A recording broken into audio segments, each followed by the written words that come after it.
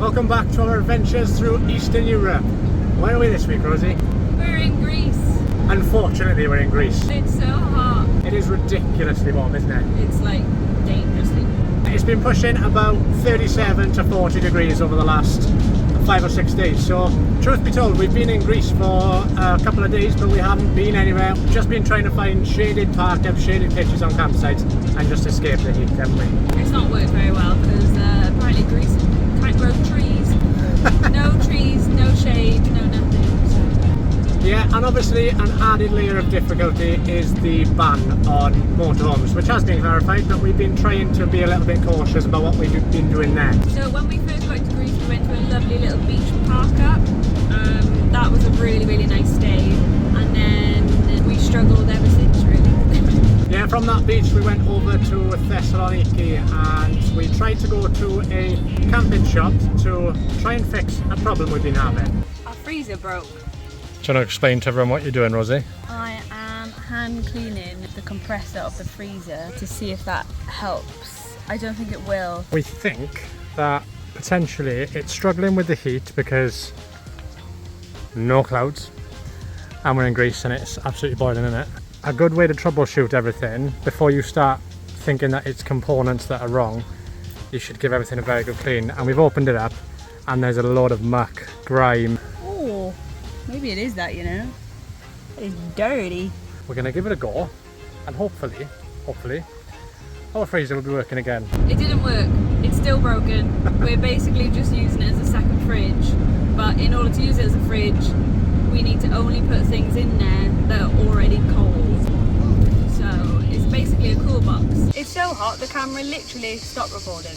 But we left there, didn't fix our freezer and headed for a small campsite just about an hour outside Thessaloniki, which was absolutely stunning. So that little campsite had a lush little private beach, so obviously we had to take advantage.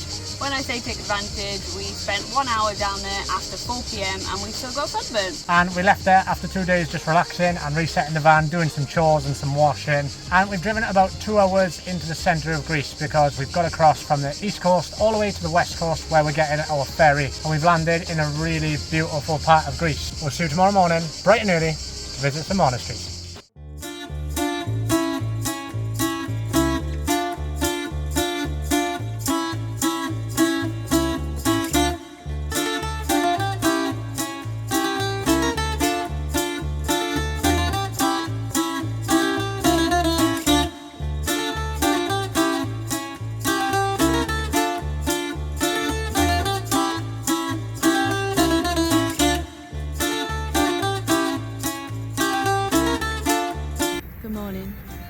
Yes, good morning. It's another new day here in sunny, far too hot Greece. We're up bright and early.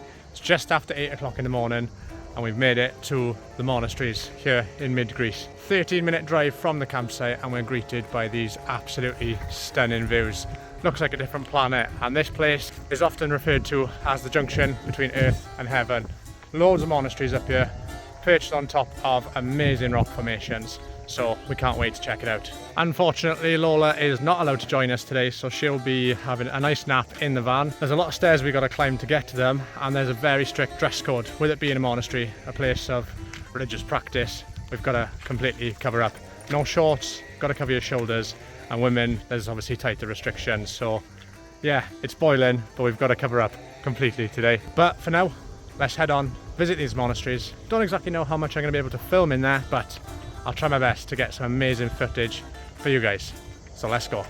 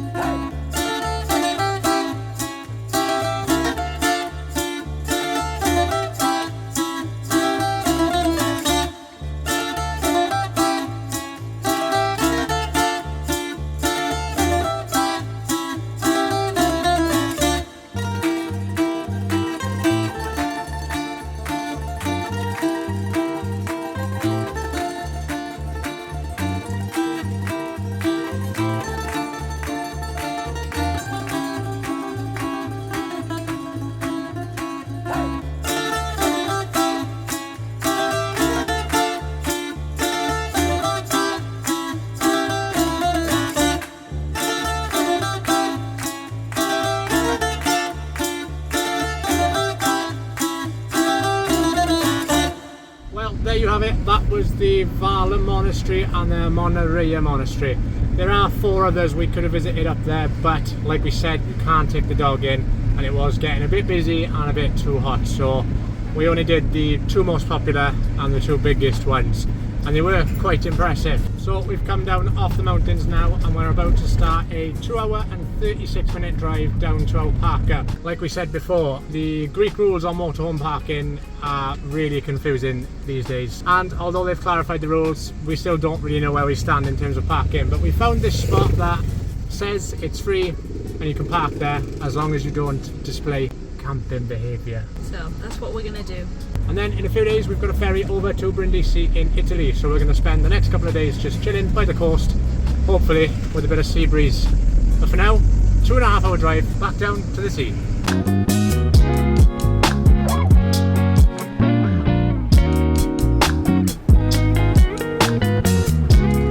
So we just got to a park up for the night and we're just about to cook some food, but to say there was a Greek ban on campervans. They are literally everywhere, all the way up and all the way down. Probably over 100 vans here, including caravans as well. Not the best park up for the night, but we don't really want to spend another night on a campsite and spend another 30 euros. We're going to take a wander down to the beach now while the rice is cooking and show you some of the kite surfers this side of Greece.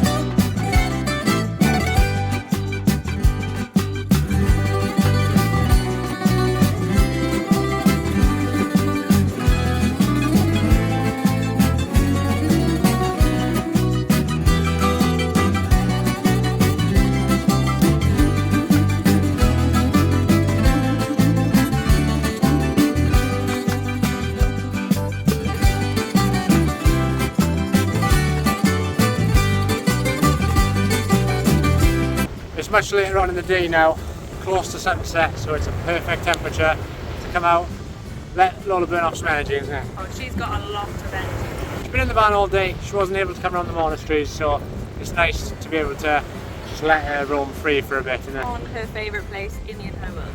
And to be fair, since we've been in Greece, the Greek beaches have been absolutely spectacular. I think they are the best beaches of this part of the world for sure. But for now, we're going to finish this dog walk, the dog run I should say. Before we let you go for the night, look at Lola. Look at the bloody state of it. So once we get this dog all worn out, we'll be heading to bed. We'll catch you guys tomorrow. Over the next couple of days we took some time to relax and make our way further up the coast, ready to catch our ferry. We found ourselves enjoying the crystal clear waters and amazing weather in Valtos Beach before heading out on a boat to explore the nearby town of Parga.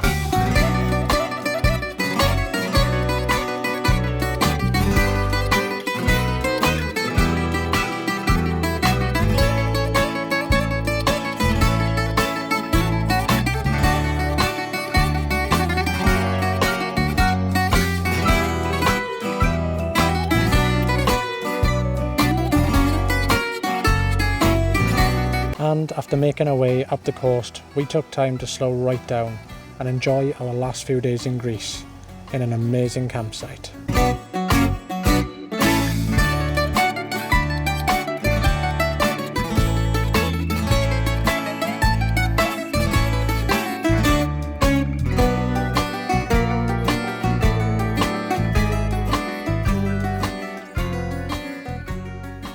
Good morning everyone, it's another new day and we're up bright and early this morning. It's been a few days since we last picked you up. We've just been relaxing on a campsite for the last couple of days right next to the port of Igoumentia to get the ferry over. This campsite has been absolutely amazing. We were only intending on staying 1 or 2 nights maximum here, but as soon as we arrived we were like, do you know what, we'll just chill here for the rest of our time in Greece. It's been so hot every day, and obviously we've got Lola to worry about, so she's just been going out in the mornings and evenings, taking a dip in the sea and just trying to stay away from the heat as best she can. But yes, today we get the ferry over to Brindisi in Italy to start the third leg of this journey, and we've only got a month left of the trip, so it's pretty bittersweet at this point. We're going to take you along on the journey with us today as we take the ferry. Until then, I'm going to get some energy out of this dog, and I'll show you around this campsite because it hasn't got the best reviews, but when we got here, what a place. So get this dog walk done and I'll show you around. Before I do though, Lola's living her absolute best life. Look at this crystal clear water, but she'll only go in it in the mornings when there's no waves because she's petrified of the waves. But when it's clear, straight in. Go on, girl.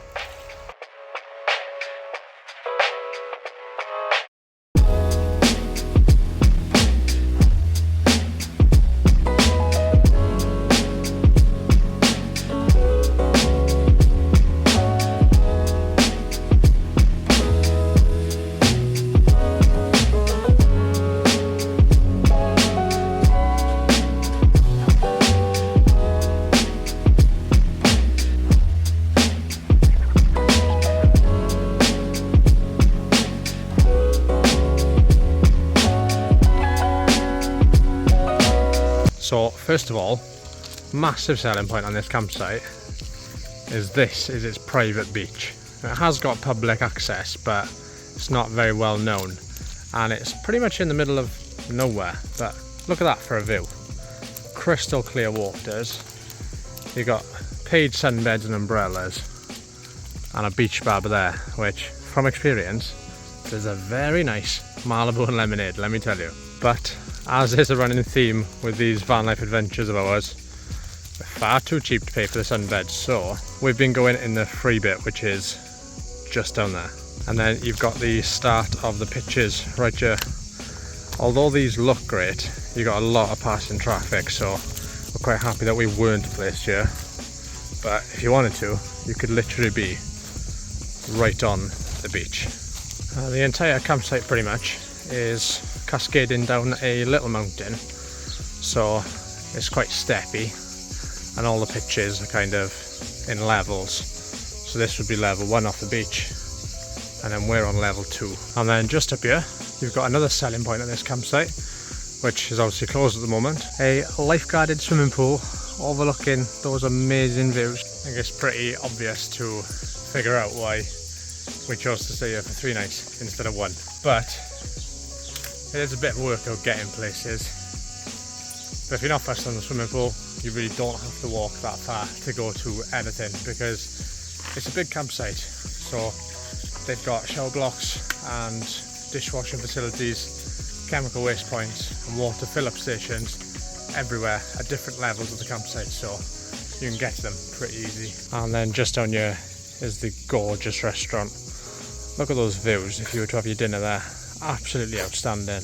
And then this is us. Cracking little pitch, sideways pitch, so we can put our chairs and table out. And then we got this cracking view to have our morning coffee and all of our meals too. Speaking of morning coffee, let's get that made.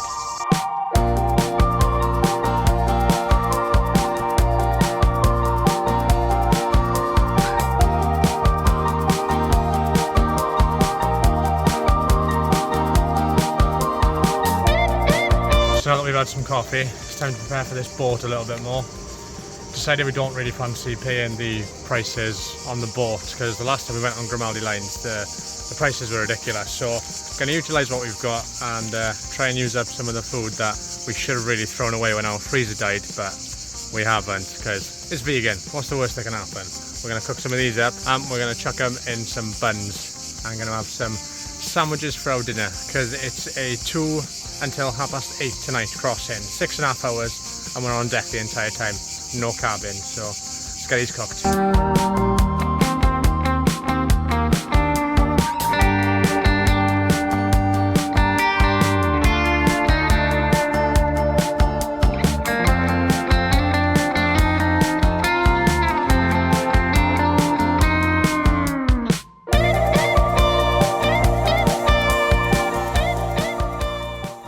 Well, Well, we got all of our van chores done, emptied the toilet, filled up completely on water and made sure the van was in tip-top shape, because now we're on our way to Italy. 15-minute drive from our campsite, which, on the subject, absolutely amazing. I know I showed you around, but honestly, if you're in Greece, if you're just getting off the ferry and you just fancy a little break or a stopover, camping Nautilos is definitely the place you need to be. I'll pop the what 3 words and the location tag of the place, and I'll even put the park for night code as well. Stunning place, definitely worth a visit. 3 nights there cost us €105 with electric, which I know sounds steep, but for what you get, it's really like a holiday destination. You've got a stunning beach, it's absolutely amazing. Anyway, in the queue now, ready to pass over the security to board our boat to Brindisi in Italy. Stupidly, this is a weird system. Rosie has had to walk separately through the foot passenger terminal and pass through security on her own. I've got, obviously, myself, the camper, and Lola, and most of the tickets apart from Rosie's, and I've got to pass through the vehicle place on my own. Seems a bit of a weird way to do things, but anyway, that's Europe for you. So, I'm going to get through this, and then we'll be waiting for our ferry. It's just past 12 o'clock and we've got a ferry at 2 o'clock, so we should be in Brindisi by about 8:30 this evening. 6.5 hour ferry, so hopefully all goes well. Lovely day for it. We're going to be out on deck for the duration because we really don't want to put Lola in the kennels. So yeah, let's get to it.